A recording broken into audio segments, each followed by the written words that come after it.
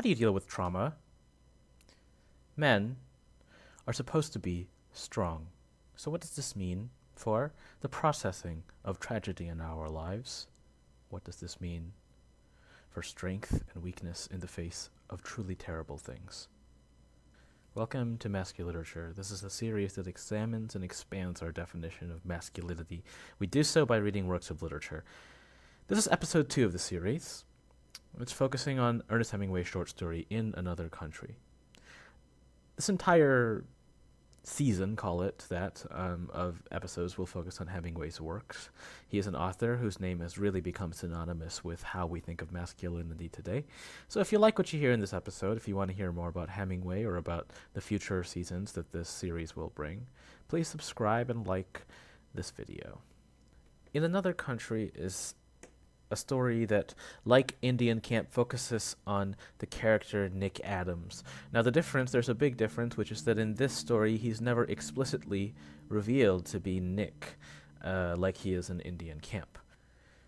Scholars agree that this is Nick, and I could go into all the reasons why, but I think it's most important to just state that this is the same person that we saw in Indian Camp, by the way, a representation of Hemingway himself, but that in this story he remains nameless, and we want to think about that namelessness and its relation to the condition of masculinity.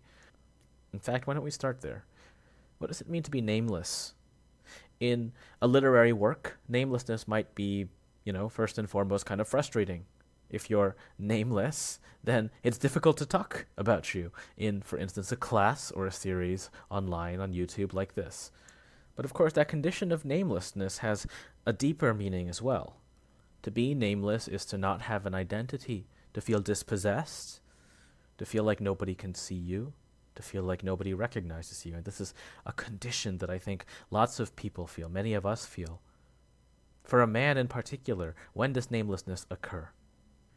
Years ago, my friend reminded me that, he said there's this old, I think, Islamic quote that says that every man dies twice. First, when his body expires, and second, when his name is spoken for the last time. Namelessness, in other words, might be death. It may feel like death when nobody notices us, when nobody pays attention, when nobody truly comprehends us. So to have a nameless protagonist, I think, for Hemingway is a way of articulating the condition of isolation and solitude. This is very fitting to this story's subject. This is a story set in World War I. The protagonist, again the nameless guy, who we'll call Nick Adams, but be sure to center that namelessness when you think about this story. He's an ambulance driver, he's injured, he's going to the hospital every week. And there's isolation in war, of course. There's isolation especially if you're a soldier abroad. There's isolation especially if you are, as the title of this story suggests, in another country. So let's go into this. Again, as always, it's important to begin with the beginning. The first sentence of this story reads, "In the fall, the war was always there, but we did not go to it anymore." It's a very, very striking first sentence. What's happening there? What he's telling us is that the war is constantly there, but no longer in his mind. At least, not at the foreground of his mind any longer. The war is just a persistent presence. What kinds of things are persistent presences? Well, wars are one of them, of course. There are wars going on right now. But this speaks to something more general. This speaks to how the story is about trauma. What is trauma? One way to depict trauma is by calling trauma a war. And one way in which trauma is like war is that both of those things are constantly in the backs of our minds. Now, notice how I constructed that. Those things are both persistent, constantly present, and not always readily apparent. Trauma works in strange ways. Okay, let's read the sentence again. In the fall, the war was always there, but we did not go to it anymore. What does the second clause mean? We did not go to it anymore.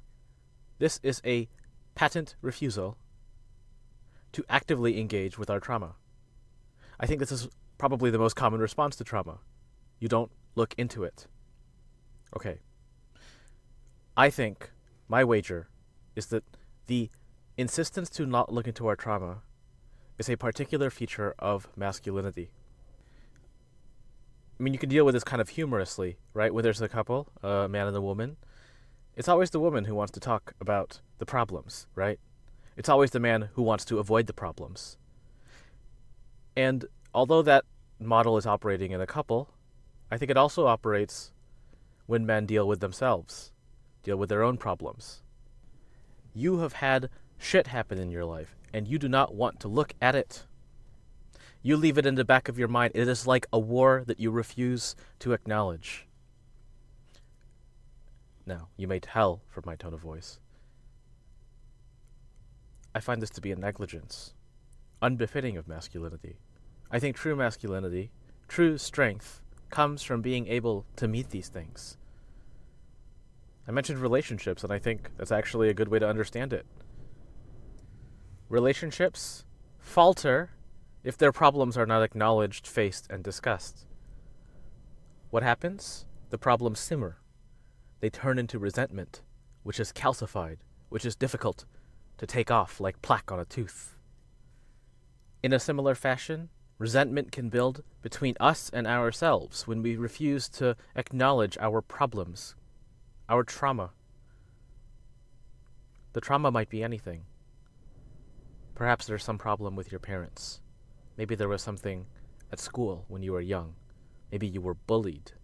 Or maybe it's something a little bit more recent. Maybe someone you know and love died. Maybe you didn't get the job you wanted. Maybe a relationship faltered. Whatever it is, it does us no good to simply push it away. Now, I understand that traditional masculinity is stoic in origins. It wants us to get rid of problems by just kind of willing them away. But I'm not really sure that's a thing that works. Think about the bitter people you know. What have they done? They have left the things unsaid that need to be said. They have refused to look into the storm.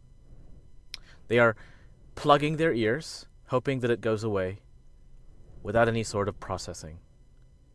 My contention is that masculinity requires contention. Use that natural ability, aptitude, and desire to contend with yourself. Now, a lot of us love going to the gym. And one of the best strategies for going to the gym without getting too crazy about it is to frame going to the gym, or working out, or doing some sort of athletic activity, as a competition not with others, but a competition with yourself. And I would say take the same attitude towards dealing with your trauma. Now, you don't need to be the happiest person in the room. You don't need to have it all figured out like other people. Because the goal is not to show off to somebody else how well-adjusted you are. I mean, it's even ridiculous to say it out loud. The goal is to be able to live with yourself, not to be better off than somebody else. Compete with yourself. Contend, first and foremost, with your own problems. I know it's difficult. You're going to need to reach into some tough memories. You may even get emotional. But that is okay. Because real strength comes from being able to adapt emotionally. Emotions are real. We have emotions. We men have emotions. Perhaps you've been taught that you shouldn't have these, and if that you do have them, you shouldn't show them. But that leads to the resentment. Again, that calcified resentment that happens when problems simmer, when we deal with them on our own, when we do not introduce the perspectives of others. Join a community. Talk to a friend. In the fall, the war was always there, but we did not go to it anymore. Hemingway is presenting us this protagonist, speaking about the war, not as a model for emulation, but as a warning of what happens when you let trauma sit, when you let the war go on without your attention. So what's going on? They're going to the hospital, the protagonist, Nick, and the other soldiers, the other American soldiers. And this is how Hemingway puts it. We were all at the hospital every afternoon. And something interesting happens here. Hemingway delineates between the different pathways to the hospital. There were different ways of walking across the town through the dust to the hospital. 2 of the ways were alongside canals, but they were long. Always, though, you crossed the bridge across a canal to enter the hospital. There was a choice of 3 bridges. On one of them, a woman sold roasted chestnuts. It was warm, standing in front of her charcoal fire, and the chestnuts were warm afterward in your pocket. Okay, so this is a kind of clear symbolism. If you remember from the episode on Indian Camp, it's very obvious at the opening that the pathway that Nick and his father are on resembles something like the pathway through life, the pathway through virtue, and here we once again have an obsession with ways. What are we told? That there are 3 ways to the hospital. 3 bridges, and on one of them there's chestnuts. Okay, let's think first about the hospital. What does the hospital represent? Well, hospitals are places of healing. They are places of refuge. They are places where we might salvage something. We might grow stronger, right? What are the hospitals in your life? Think about that. Think about the people that you might go to, the counselors, the therapists, but also the family members and friends. Think of them as your hospitals. And now, think about this. Are there different ways of reaching them? Are there different ways of approaching them to help you heal, to help you move on from your trauma? But how will you reach them? How can you get to that place, that hospital, with them? How can other people be healers for us? I'll try to give you an example. I'll try to analogize this. There are different ways of getting to our hospitals, of getting to our places of healing. We can attempt to brute force it and declare ourselves, all of a sudden, better again. This is what happens when you acknowledge you have a problem, and then the next thing you say is, but I'm over it now. I'm over it. How many times have you heard people say that? Just, I'm over it, I'm over it, I'm over it. And does it truly work? Are they actually well in the end? I'd call that a path that's too short. There are other pathways. Let's call them healthier pathways, right? Where you admit you have some sort of problem, and then you talk to someone about it, and you talk a little bit, but you realize that you can't go through everything today. So you rest with it. You rest with your trauma. And this is one of the first things. The trauma is never going to go away, so it's not good for us to just kind of wish there to be a spell. What Hemingway is telling us here is that our hospitals in life, our sources of healing, may take one form or another. There may be different pathways towards it, but there may be one that's preferable to the others, the one with the roasted chestnuts. If you go that way, you may find warmth along the way. You may find sustenance, nourishment. What heals us from trauma? Ultimately, it's something like the nourishing effects of kindness, the nourishing effects of generosity from other people. I think it's worth it to once again bring up the subject matter of this story. This is a story about war, right? And I'd say that one of the most common sources of long-lasting trauma for men is their participation or involvement in some war. They either have been in the war themselves or they know someone who's coming back from a war. So how do you deal with something like the post-traumatic stress disorder, the PTSD? Now, I'm not a clinician. I'm not a doctor, not a psychologist, so I won't offer direct medical advice. But what I will say is this. It's good for you to have some idea of the pros and cons of different pathways towards healing. If you approach this systematically, and I think men often have this kind of good sensibility for systematically thinking, then you may be able to at least feel like you have some control over this process. Control is an important part of healing. And when we know the pathways before us, if we can identify them by ready markers, such as the roasted chestnuts in Hemingway's story, then we might better get some grasp over where we're going. I think men tend to like that.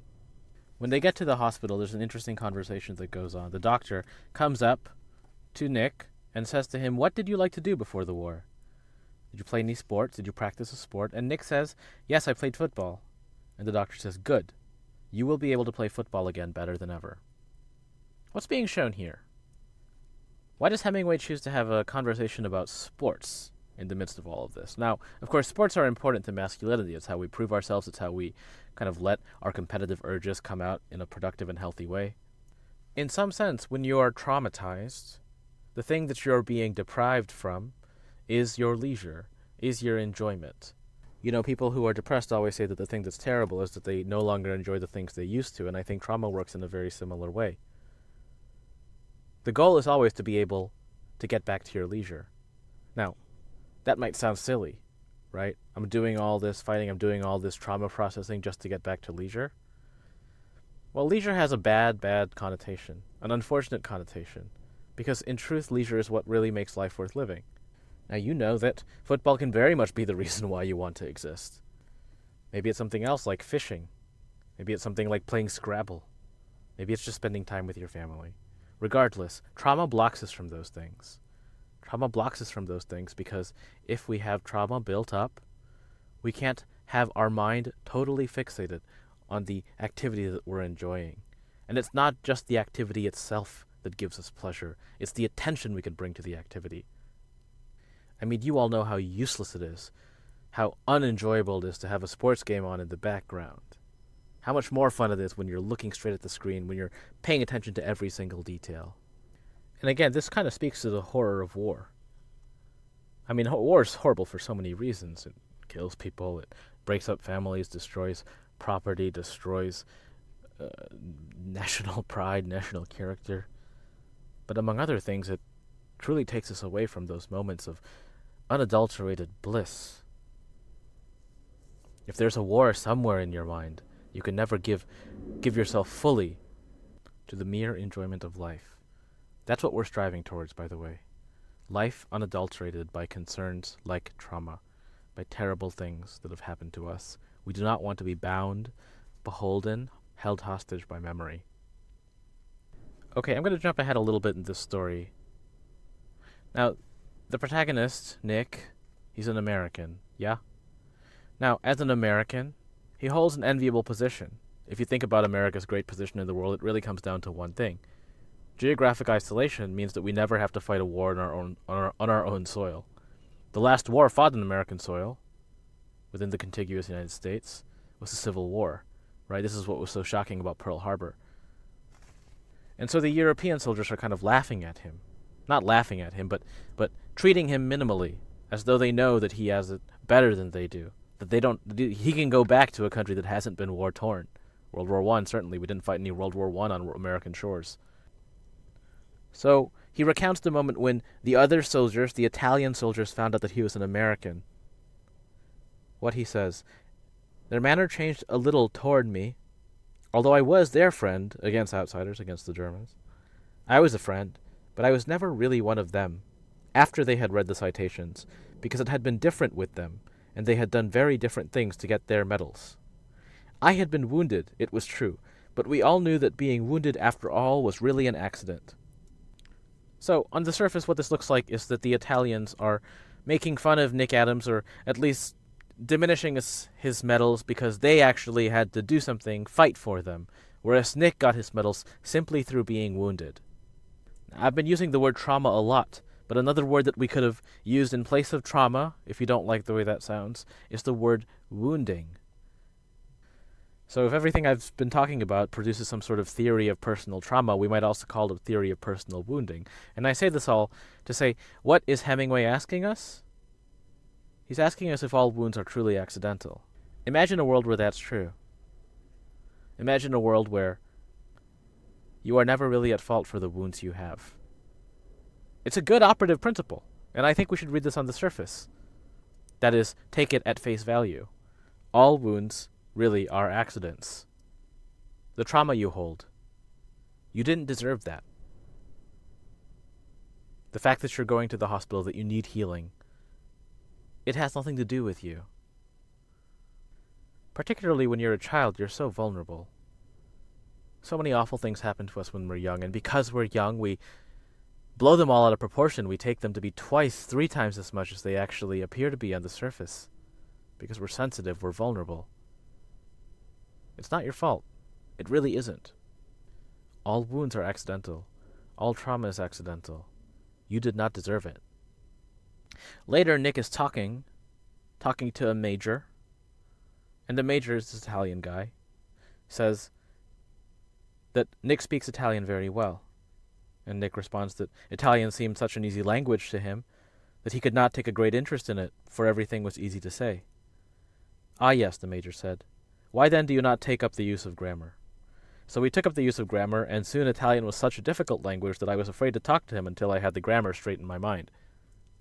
There's something quite comic about this, right? If you're in the United States, You kind of know what he's talking about here. This is when you learn English grammar in school, and as a result, the language, English, which you've been speaking your entire life, all of a sudden becomes radically difficult to understand. That's exactly what's happened here with Nick in Italian. It's a funny little interchange, right? That when you learn something structurally, ostensibly coming to some better understanding of it, some deeper understanding of it, what actually happens is that you end up more confused than ever. I think that there is a second meaning behind this, though. I think this is not really about language. It may not surprise you to think that in my mind, this is really a commentary on what happens when you understand yourself, your psychology, and your trauma, your wounds. We all go about the world assuming a kind of self-integrity.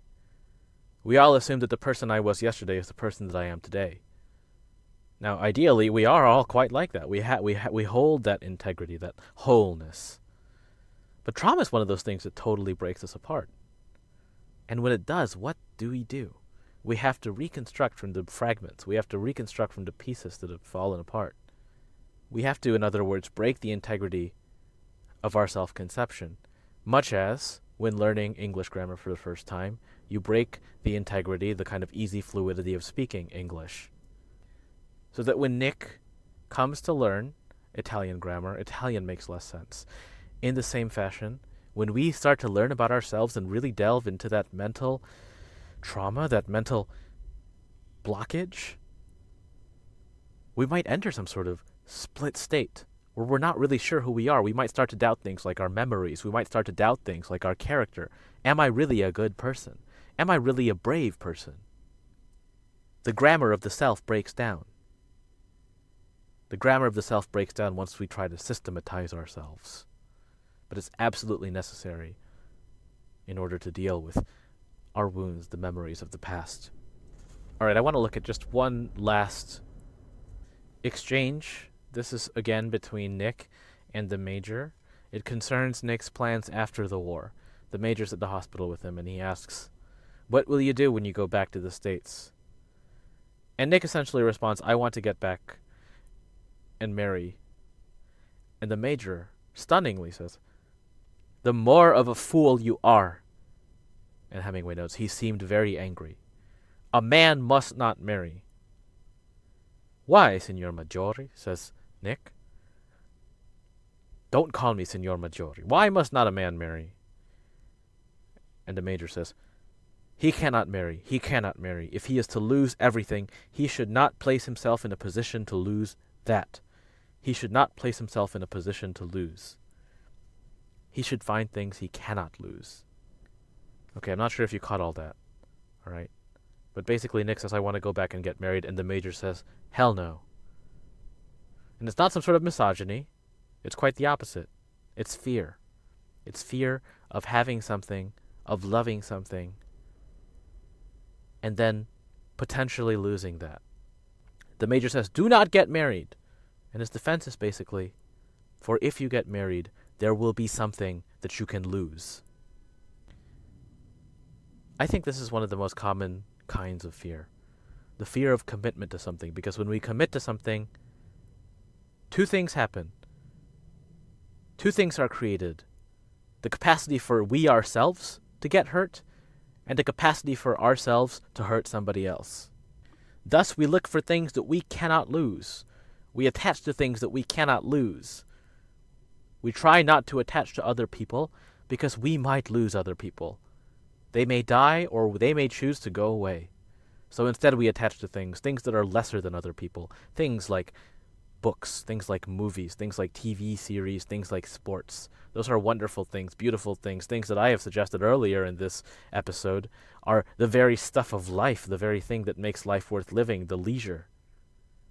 But if we attach to those at the expense of attaching to other humans, I don't think we've done our due service in this world. I think that we've capitulated to selfishness. If we take the Major's advice to only find things that we cannot lose, what have we gained? What is the value in something that you cannot lose? Now, this whole time I've been talking about trauma, and you might wonder how something like a fear of commitment sticks to trauma, how those things are related. And one way is this. Those who are traumatized cannot commit to things because they are too committed already to their trauma.